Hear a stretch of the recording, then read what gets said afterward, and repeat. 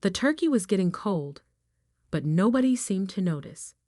My entire family was too busy dissecting my life failures for the 100th time this year. Mom had set the dining room table with her finest china, the same pattern she'd inherited from Grandma Rose, but the elegant setting couldn't mask the tension that had been building since I walked through the door 2 hours ago. Alexandra, honey.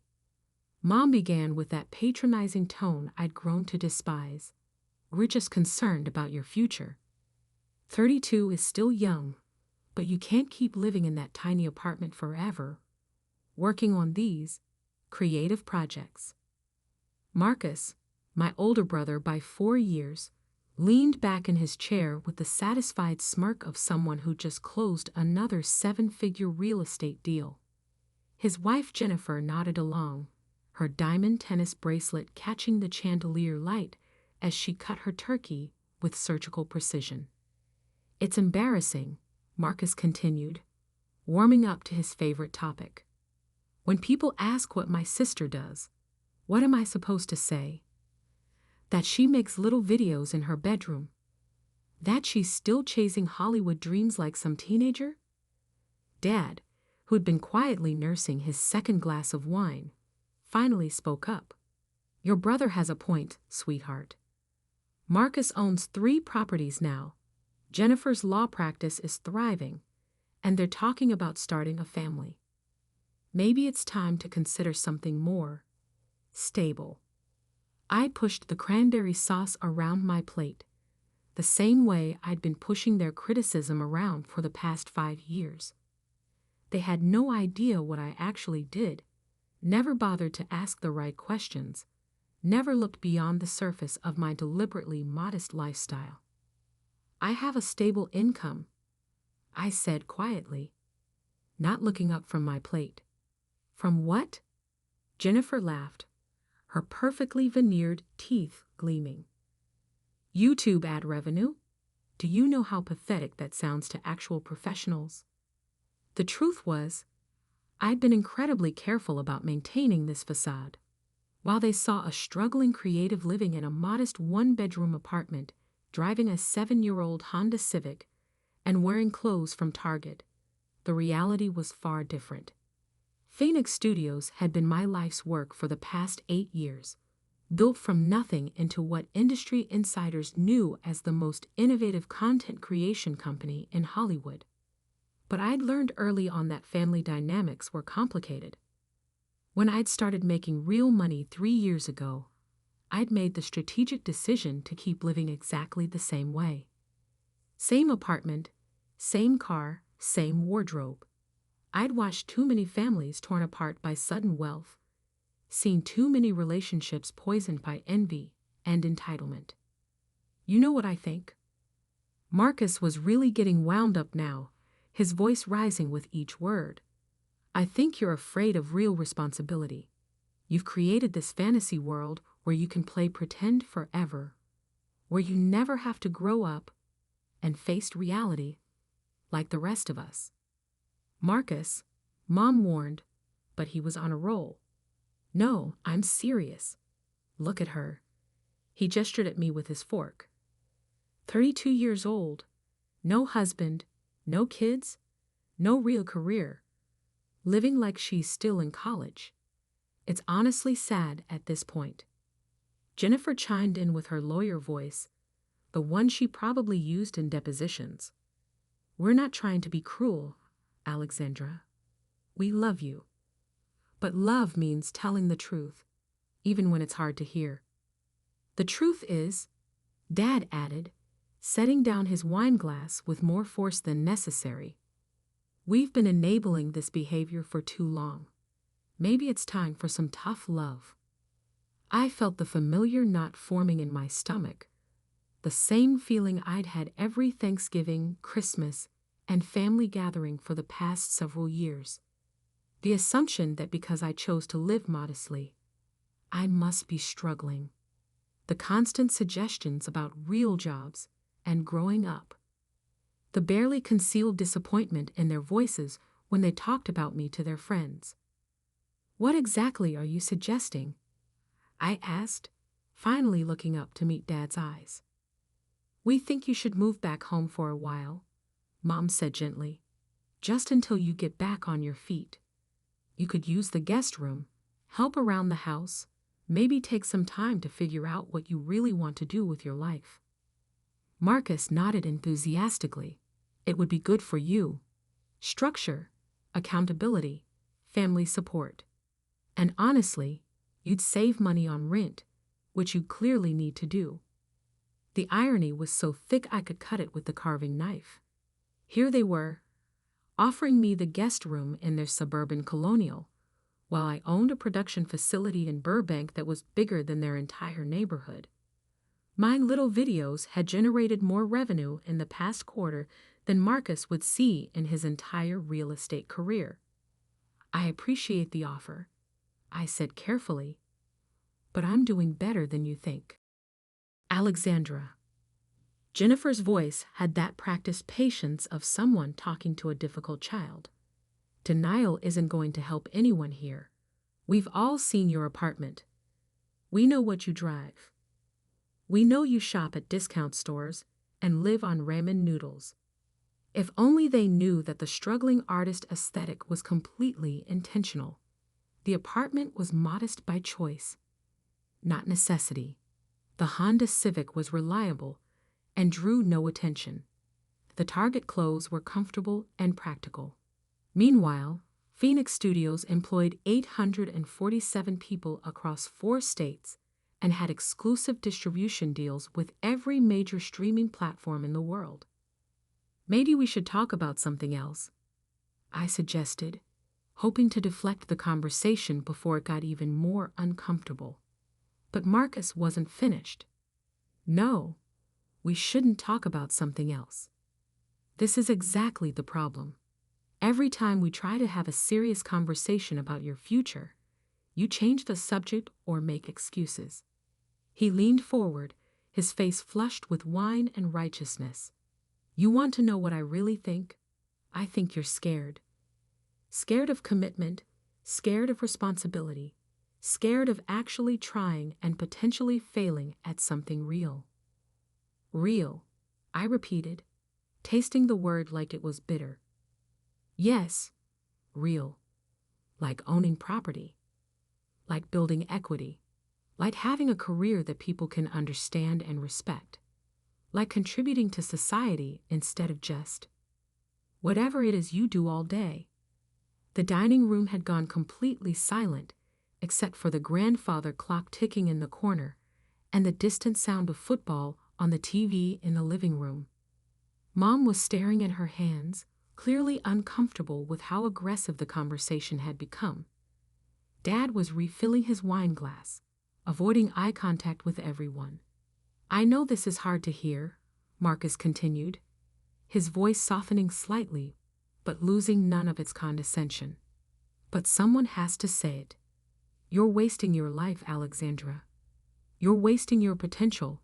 You're wasting your intelligence, and honestly, you're wasting our time with these fantasy stories about being some kind of successful filmmaker." That's when the sound from the living room changed. The football commentary faded, replaced by the familiar Netflix logo chime and the urgent music that preceded breaking news announcements. "We interrupt this program for a special entertainment industry announcement." The announcer's voice carried clearly into the dining room. Jennifer rolled her eyes. "Can someone turn that down? We're trying to have a family conversation here." But something made me pay attention. Maybe it was the timing. Maybe it was intuition. Or maybe it was just the desperate hope that something, anything, would break the tension that was crushing me from all sides. In a landmark deal that's sending shockwaves through Hollywood, the voice continued, "Streaming giant Netflix has announced its largest content acquisition in company history." Marcus was still talking. Something about career counseling and reality checks, but his words were becoming background noise as I focused on the television. Phoenix Studios, the innovative production company behind some of the most critically acclaimed and commercially successful original content of the past 5 years, has signed an exclusive 8-year distribution deal worth an unprecedented $3.8 billion. The dining room went dead silent. Even Marcus stopped mid-sentence, his mouth hanging slightly open.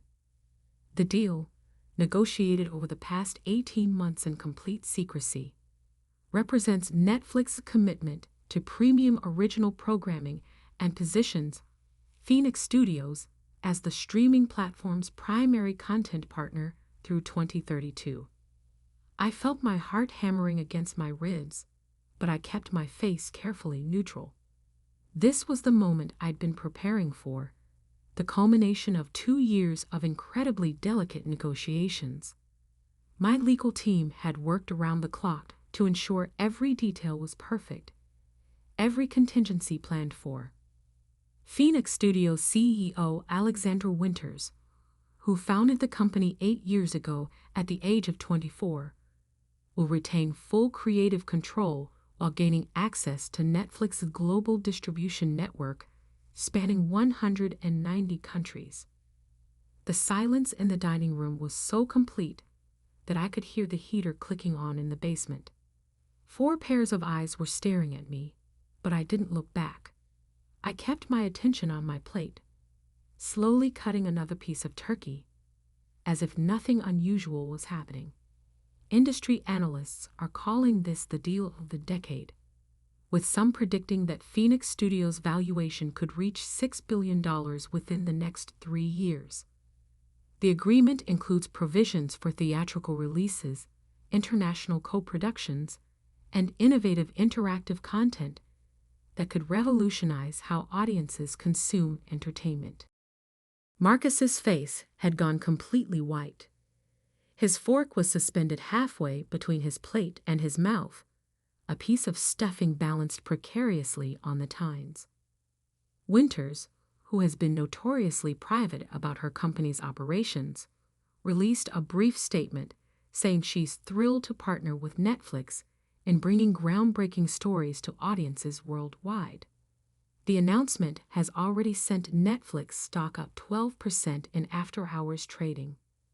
Mom's hand was pressed against her chest, her breathing shallow and rapid. Dad had set down his wine glass so abruptly that red liquid sloshed onto the white tablecloth, but he didn't seem to notice. The Phoenix Studios deal represents a new paradigm in content creation, with industry insiders suggesting that other streaming platforms may need to reconsider their acquisition strategies to remain competitive. We'll have more analysis on this developing story throughout the evening. The program returned to regular football coverage, but nobody in the dining room moved. The only sound was the grandfather clock continuing its relentless ticking, marking seconds that felt like hours.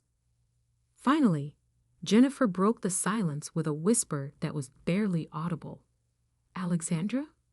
I looked up from my plate, meeting her confused gaze with what I hoped was a calm expression. "Yes. The woman on TV," she stammered. She said Alexandra Winters. That's your name." "It is indeed," I confirmed, taking a sip of water. Marcus found his voice, though it came out as more of a croak. That can't be. You're not." "I'm not what?" I asked gently. "You're not a CEO," he said, the words tumbling out in a rush. "You live in a tiny apartment. You drive a Honda Civic.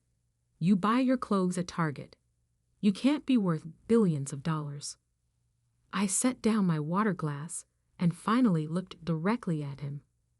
"Why can't I be?" "Because," he gestured wildly around the dining room, "because if you were really worth that much money, you wouldn't live the way you do. You wouldn't dress the way you do. You wouldn't drive that car or live in that apartment or what? Act humble? Live modestly. Choose comfort over status symbols." Dad leaned forward, his face a mixture of confusion and dawning realization. "Alexandra, Are you telling us that you're actually the CEO of this Phoenix Studios? I am. And it's really worth billions of dollars. As of this afternoon, Netflix valued us at $3.8 billion for the exclusive rights deal. Our total company valuation, including our production facilities, intellectual property portfolio, and development pipeline, is closer to $5.2 billion. The numbers hung in the air like smoke, incomprehensible and overwhelming. I watched my family struggle to process information that completely contradicted everything they thought they knew about me. But how? Mom whispered. When? How did we not know? Because I didn't want you to know, I said simply. I've seen what sudden wealth does to families. I've seen how money changes relationships, creates expectations, breeds resentment. So I made a conscious choice to keep living exactly the same way I always had. Marcus was shaking his head slowly, like someone trying to wake up from a dream. This doesn't make sense. If you're really that successful, why didn't you tell us? Why let us think? Think what? That I was a failure? That I needed your help? That I should be ashamed of my choices? We didn't mean. Jennifer started, but I held up a hand. Actually, you did mean it. Every single word. Every criticism. Every suggestion. Every disappointed look and condescending comment. You meant all of it, because you believed it was true. I stood up from the table, my napkin falling to the floor. The question is, what does it mean that you were wrong? The dining room felt smaller somehow, the walls closing in around us. The family portrait above the sideboard seemed to be watching the scene unfold. 4 faces frozen in time back when things were simpler, back when we all knew our roles and stayed in our lanes. I need to make a phone call, I said, pulling out my iPhone. My investors are probably having heart attacks right about now. As if on cue, the phone started buzzing with incoming calls and text messages. The screen lit up with names that would be instantly recognizable to anyone in the entertainment industry.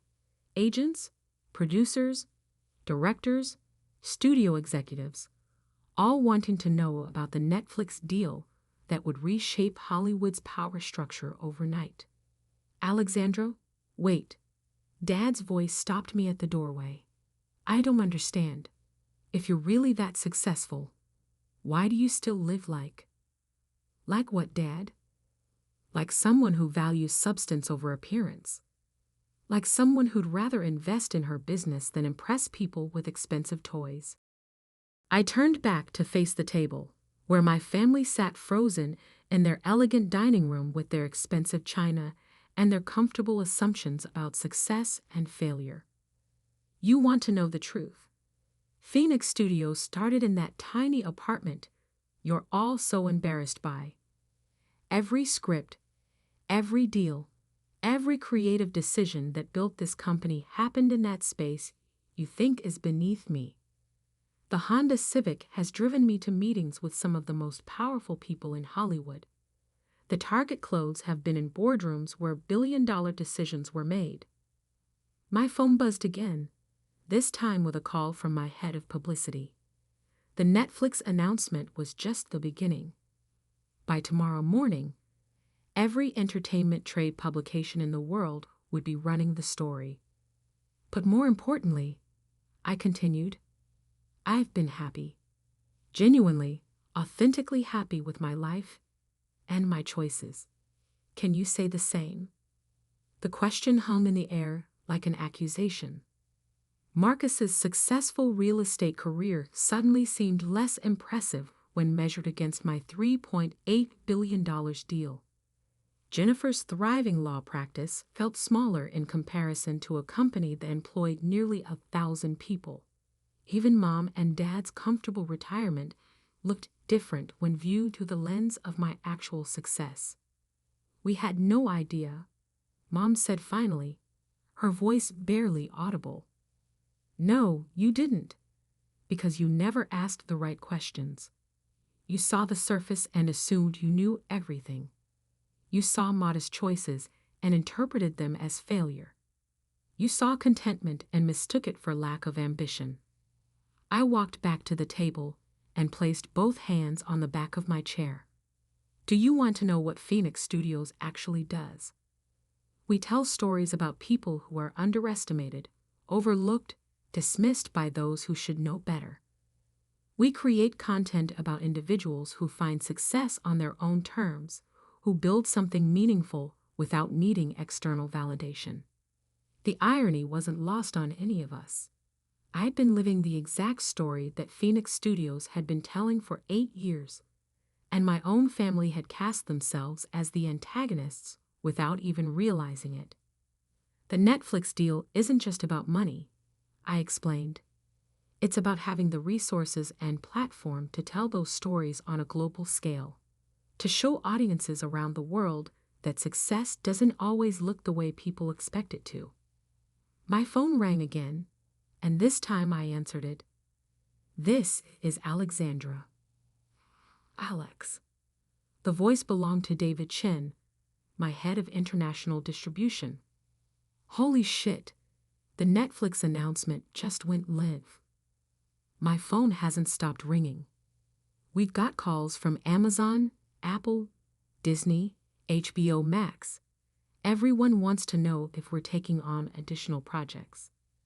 That's the plan, I said, very aware that my family was hanging on every word. This deal gives us the stability to be more selective, more creative. We can finally make the projects we've always dreamed about. The trade publications are going crazy. Variety wants an exclusive interview. Hollywood Reporter is planning a cover story. And someone from 60 Minutes called about a segment on the changing landscape of content creation. Schedule everything through Maria, I said, referring to my assistant. And make sure our legal team is prepared for the contract discussions that are going to start tomorrow. Already on it. Also, congratulations, Alex. 8 years of building this company, and now the whole world gets to see what we've accomplished. I ended the call and looked back at my family, who were staring at me with expressions ranging from awe to confusion to something that might have been embarrassment. That was my head of international distribution, I explained. Phoenix Studios doesn't just create content for American markets. We have projects in development across 6 continents, partnerships with production companies in 12 countries, and distribution deals that reach nearly 2 billion people. Marcus had found his voice again, though it sounded different now, smaller somehow. I don't understand how we didn't know. How did you hide something this big? I didn't hide it. I just didn't advertise it. There's a difference. But your apartment, your car, are exactly what I need them to be. The apartment is 10 minutes from my production facility in Burbank. The car is reliable and gets excellent gas mileage. The clothes are comfortable and professional. None of those choices were made out of necessity. They were made out of preference.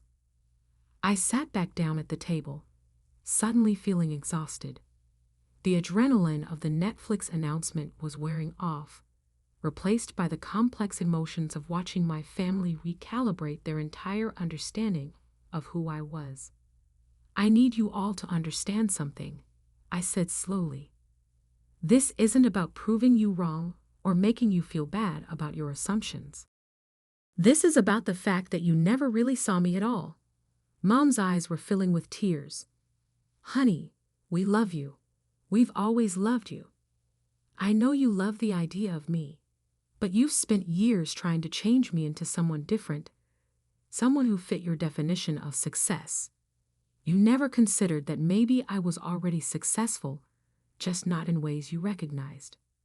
The grandfather clock chimed 8 o'clock, its deep bronze tones echoing through the dining room. Outside, it was fully dark now, and the neighbors' houses glowed with warm yellow light. Families were finishing their own Thanksgiving dinners, probably having their own complicated conversations about success and failure, about expectations and reality. "What happens now?" Dad asked quietly.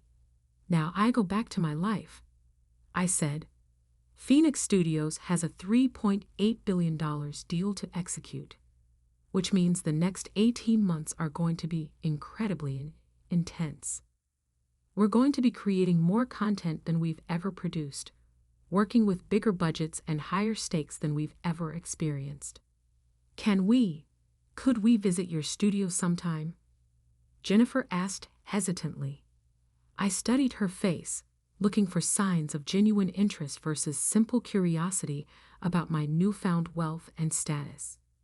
"Why do you want to visit?" "Because I realize I don't know anything about what you actually do, and I'm sorry about that. I'm sorry we made assumptions." It was a start. Not a complete transformation, not an instant healing of years of dismissal and condescension, but a beginning. "The studio runs tours for industry professionals and investors," I said. "I could arrange something if you're genuinely interested in understanding the business." Marcus leaned forward. "Would it be possible to? I mean, could we see some of the projects you're working on? The things that will be on Netflix?" "Some of them. The projects that aren't under strict confidentiality agreements."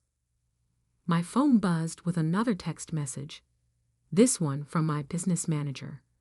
The Netflix announcement had triggered a series of financial reviews and portfolio adjustments that would need my attention over the next few days. Success at this level wasn't just about creative fulfillment. It was about managing complex business relationships and massive financial responsibilities.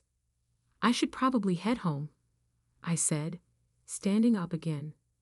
"Tomorrow is going to be chaotic, and I need to prepare for a lot of very important conversations." "Of course," Mom said quickly. "But Alexandra, could we try to do better? As a family, I mean, could we start over? Maybe get to know who you really are?"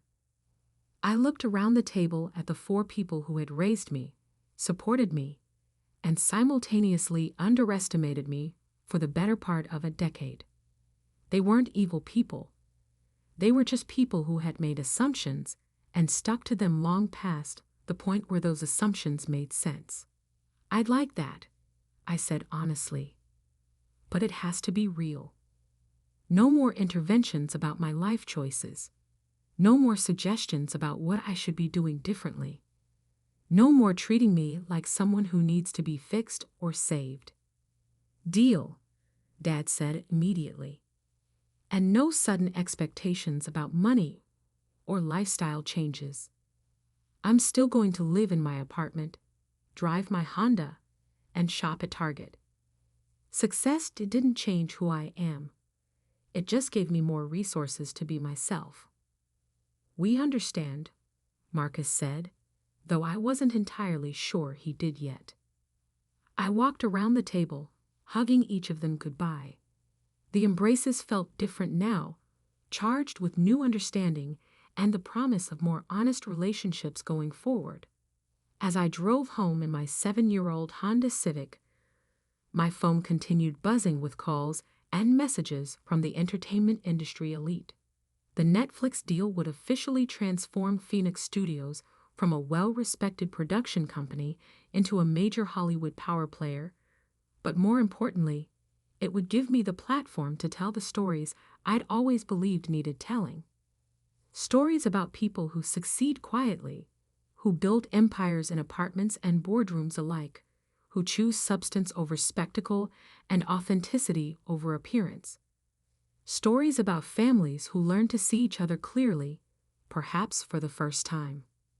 I pulled into the parking lot of my modest apartment complex, the same building where Phoenix Studios had been born 8 years ago, in a spare bedroom that doubled as an office. Tomorrow, the entertainment world would be calling me an overnight sensation, a sudden success story, a Cinderella narrative of dreams coming true. but I knew the truth. This hadn't been overnight or sudden or magical. It had been 8 years of deliberate choices, careful planning, and the courage to define success on my own terms, even when the people who loved me most couldn't see the value in what I was building. The Netflix deal was just the beginning. Phoenix Studios was about to enter a new phase of growth and influence, with the resources to tell bigger stories and reach wider audiences than ever before. But at its core, the company would remain exactly what it had always been, a place where underestimated people could tell their stories and be seen, finally, for who they really were. As I climbed the stairs to my apartment, I thought about next Thanksgiving dinner.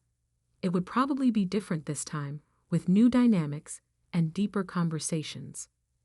Maybe we'd even have it at my place for once, in the modest apartment where billion-dollar deals were born and authentic success was quietly built, one story at a time.